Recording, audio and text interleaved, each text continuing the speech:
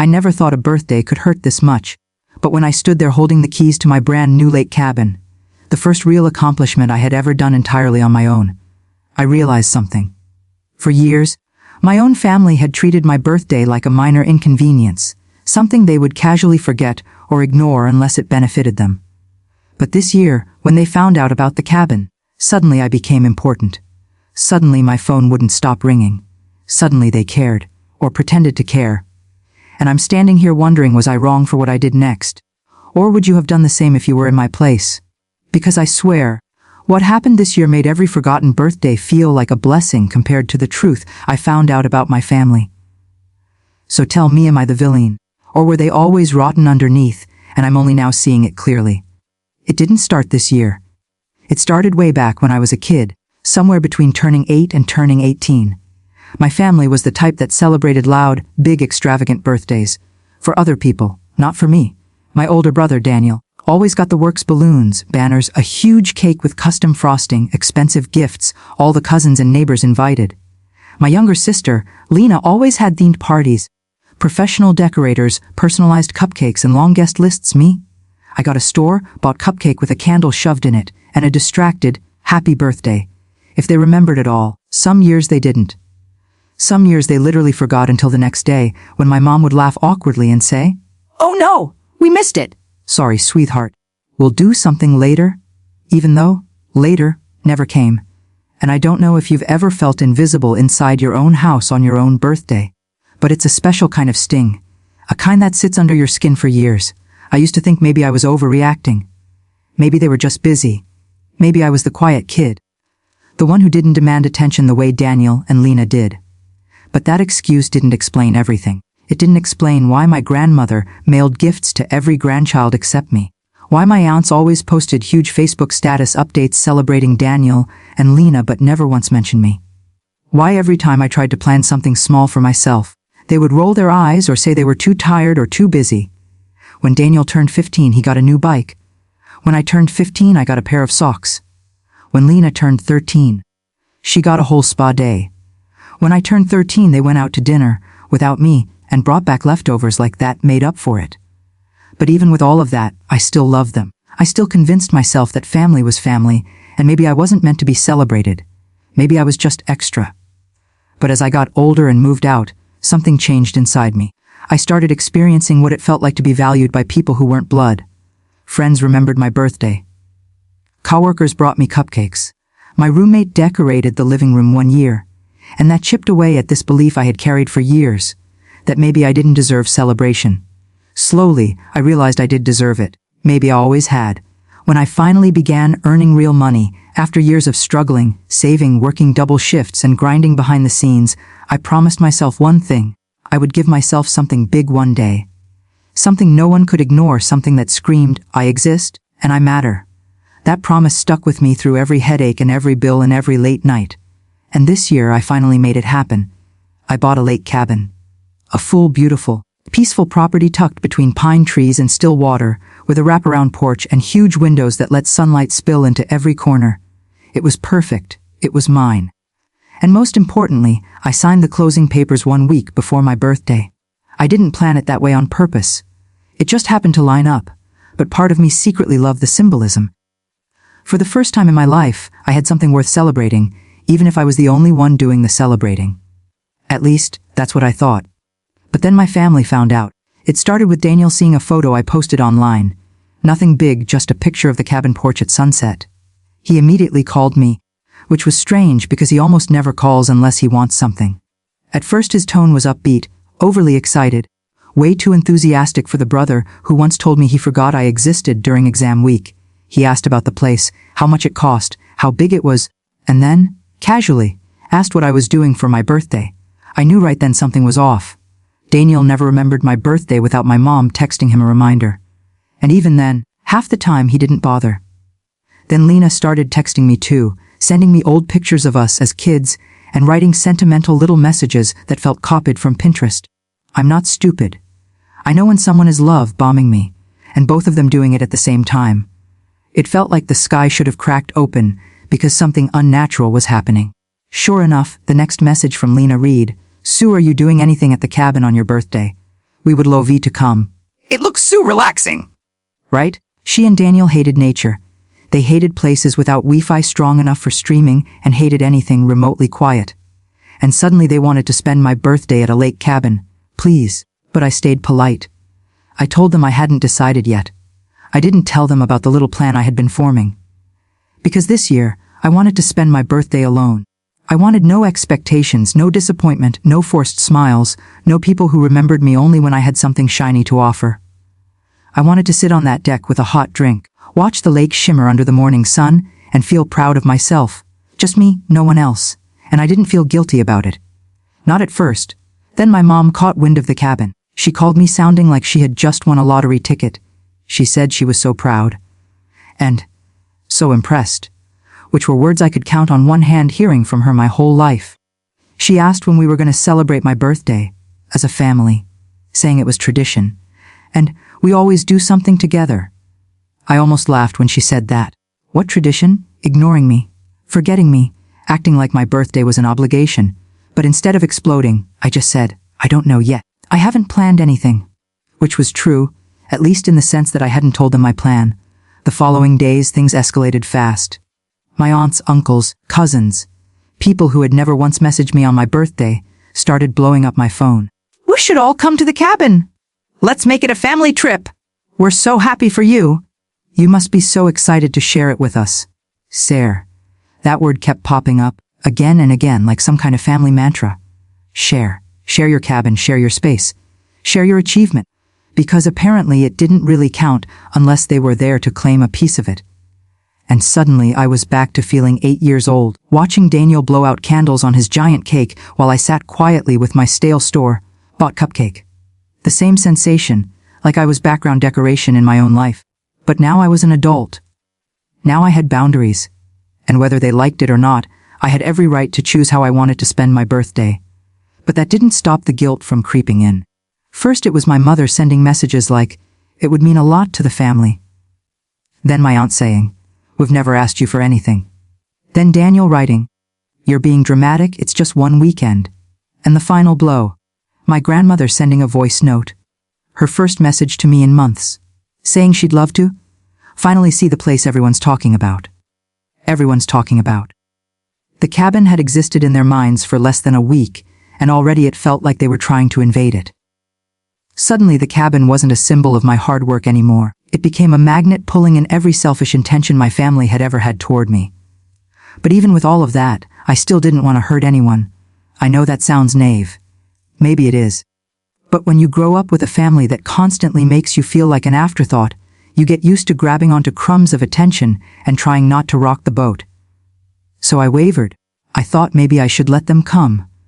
Maybe I should just be grateful that this year they were actually paying attention. Maybe I should pretend this was normal. But then something happened that snapped everything into clarity. 3 days before my birthday, I overheard Daniel and Lena talking. They didn't know I could hear them. They didn't know their voices were carrying through the speaker because Daniel had accidentally dialed me. I heard Lena laugh first. Then Daniel said, we should use the cabin for the 4th of July weekend. Lena agreed instantly. She said, yeah. He owes us for all the times we included him in stuff. Which was insane because they barely included me in anything. Then Daniel said, he doesn't even use family property. He'll be fine. Mom said once we visit for his birthday, it sorta becomes a family spot. And Lena replied, exactly, free vacation spots, duh. That was it. That was the moment the switch flipped in my brain. I felt my stomach twist with this cold, burning realization they didn't care about me. They cared about my cabin, my achievement, my success. And they were already plotting how to make it theirs. They were treating my cabin the same way they treated my birthday. Something to take advantage of, something to use, something I wasn't allowed to fully enjoy on my own.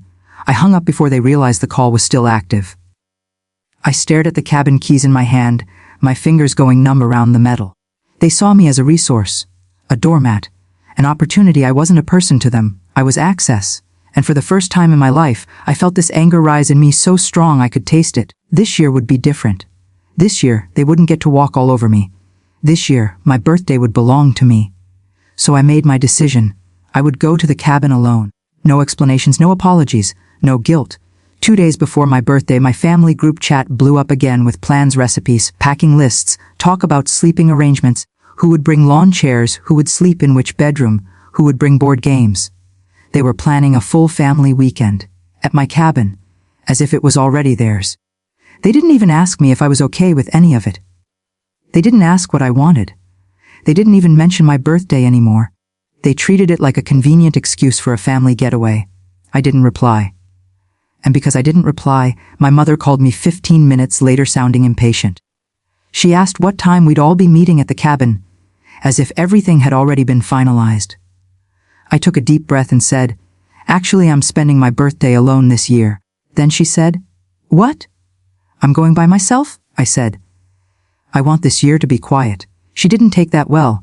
She launched into a speech about family unity, how selfish I was being, how they had rearranged their schedules, how they had been looking forward to this weekend, how I was ruining the first real birthday celebration we've ever had for you. That part hurt.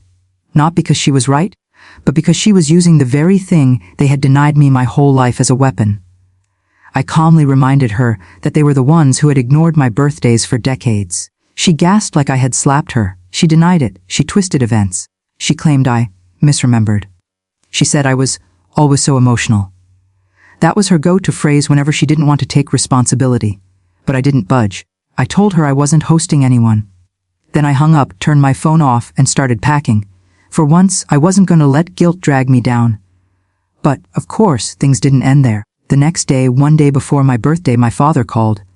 He rarely got involved in emotional stuff, so when he reached out, I hesitated. He asked me to reconsider. Told me the family felt hurt. Told me they just wanted to spend time with me. Told me it was just a weekend, and it wouldn't kill me to let them enjoy the cabin, like that was the main purpose. He didn't even hide it. He kept calling it the cabin, instead of my cabin. I asked him point blank, if I didn't have the cabin, would anyone care about my birthday this year? He didn't answer, and that silence told me everything I needed to know. So the night before my birthday, I drove to my cabin alone. I felt free, powerful, nervous, excited, guilty, angry, all at once. But as soon as I pulled up and saw the water reflecting the moonlight, I felt peace wash over me. This cabin was my escape, my safe place, my reward for surviving years of being treated like background noise. But I had no idea what storm was waiting for me in the morning. Because I didn't wake up to birds or lake waves. I woke up to pounding on my cabin door. And when I opened it, half asleep and confused, I froze. My entire family was standing there: Daniel, Lena, my parents, my aunts, cousins. All of them. On my porch. At 8 a.m. on my birthday, looking annoyed, not apologetic, and the first thing my mother said wasn't happy birthday. She said, "Why didn't you tell us the code to the gate?" And that was the moment everything exploded.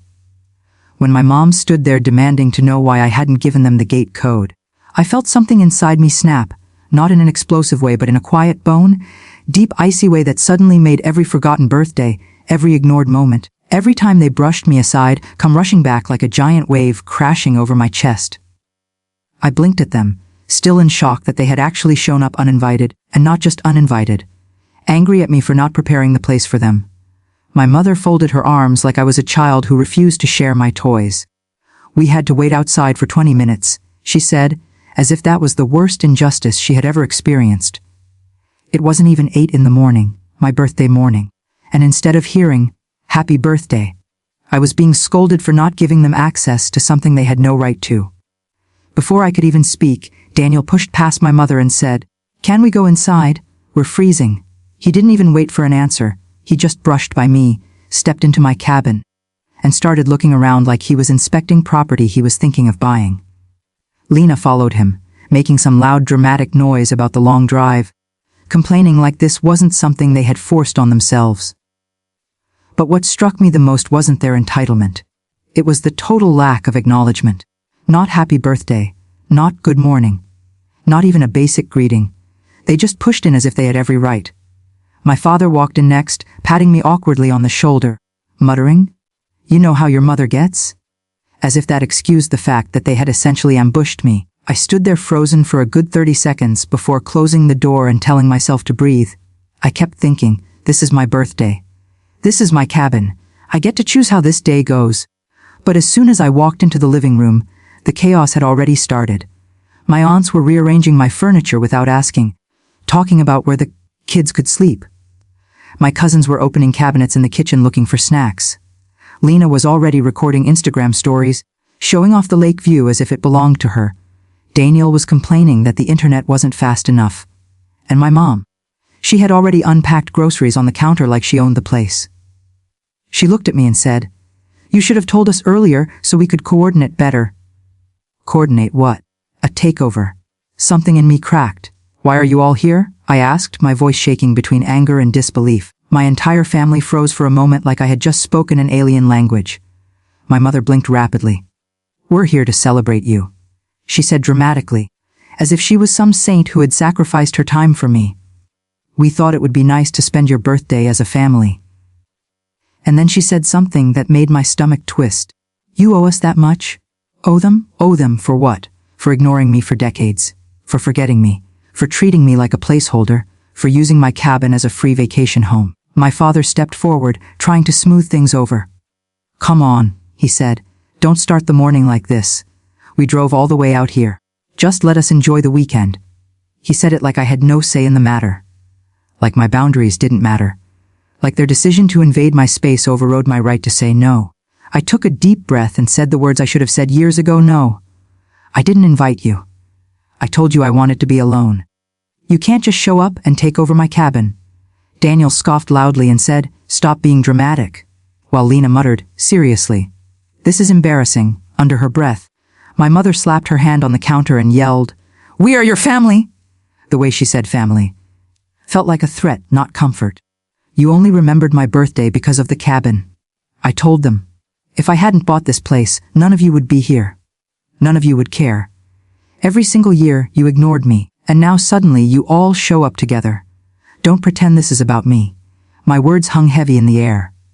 My mother opened her mouth to argue, but then something unexpected happened.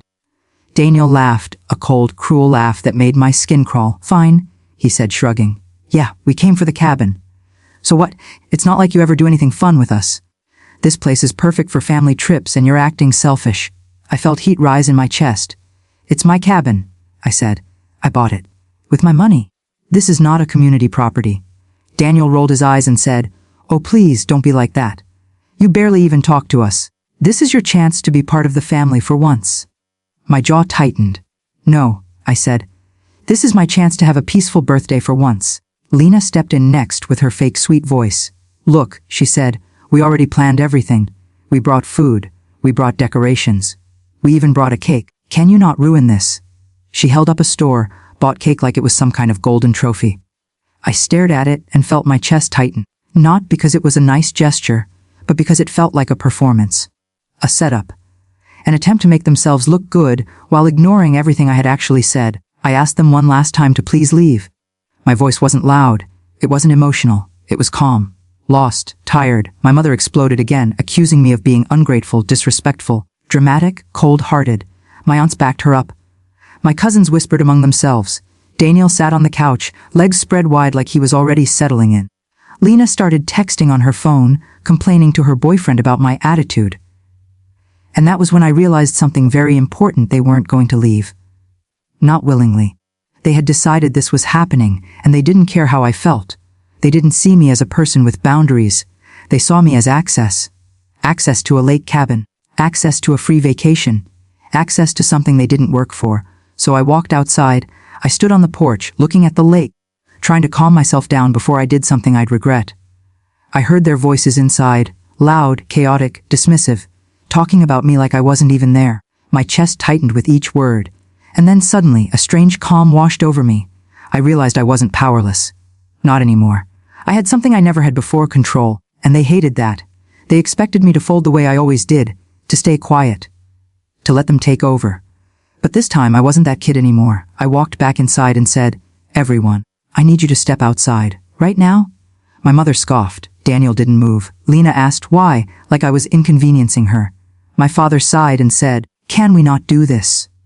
But something in my face must have told them I was dead serious, because they eventually shuffled outside, confused, annoyed, whispering among themselves. Once they were all on the porch, I stepped out too, pulled the cabin door closed behind me, and locked it. They stared at me like I had lost my mind. My mother yelled, "What are you doing?" Daniel cursed under his breath. Lena shrieked, "Are you serious right now?" My father stepped forward and said, "Come on, this is childish." "No," I said. "What's childish is showing up uninvited, ignoring everything I said and treating me like a doormat." Daniel stepped closer, his jaw clenched. "Open the door," he demanded. I shook my head. "This is my cabin. You don't get to come inside unless I say so. And I didn't invite any of you."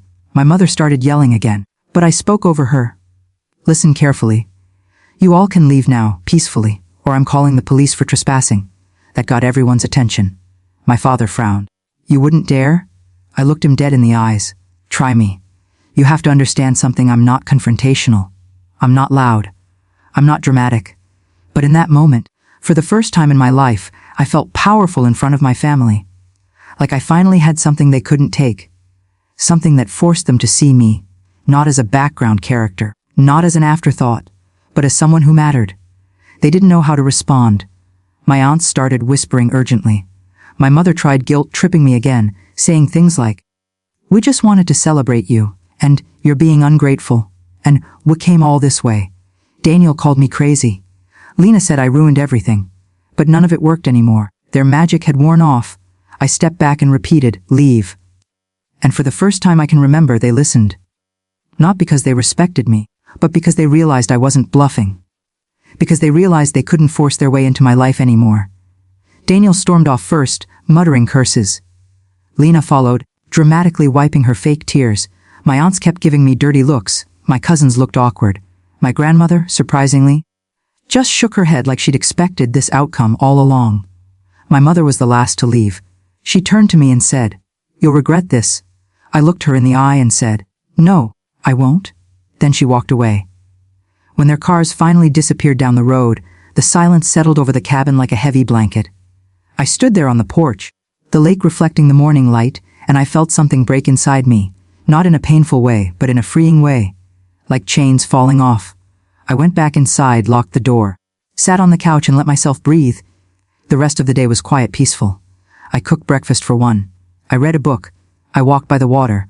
I watched the sunset with a cup of tea. And for the first time in my life, I celebrated my birthday exactly the way I wanted. But the story doesn't end there. Because the aftermath, oh, it was messy. My phone exploded for the next week. Angry messages, guilt trips, long paragraphs about how disappointed they were in me. Daniel called me heartless. Lena said I had humiliated the family. My mother went full victim mode, telling everyone I kicked them out for no reason. They twisted the story so badly that relatives who I hadn't seen in years were messaging me, telling me I should apologize. But I didn't, and I won't. Because here's the truth. I didn't lose my family that day. I revealed them. I peeled back the mask they always wore and finally saw what was underneath. And I decided I didn't want to keep pretending. Weeks passed. Things calmed down. And eventually, because they always needed something, they tried to reach out again. But this time I didn't fold. I didn't rush to reply. I didn't apologize for having boundaries. The cabin became my sanctuary. A place where I learned something important. Family isn't defined by blood. It's defined by respect, love, and basic human decency. And my family, as painful as it is to admit, had none of those qualities when it came to me. And now I'm telling you this story because I want to know, honestly, was I wrong? Would you have done the same thing? Or was I too harsh? Before I move on from this chapter of my life completely, I want to hear your thoughts. Because sometimes when you grow up being dismissed, ignored, and gaslit, you second-guess even the moments you stood up for yourself. So tell me, was I right to lock the door that day? Was I right to finally choose myself? As for me, I don't regret anything. That birthday was the first one that actually felt like mine, and the cabin, it's still my safe place. My peaceful escape. The symbol of everything I had to fight for. Not just financially, but emotionally. It reminds me of how far I've come. And if you were on my side through this whole mess, then like this video. Subscribe for more stories like this. And please share your thoughts in the comments. I really want to know what you would have done. Thank you for listening, and I'll see you all in the next story.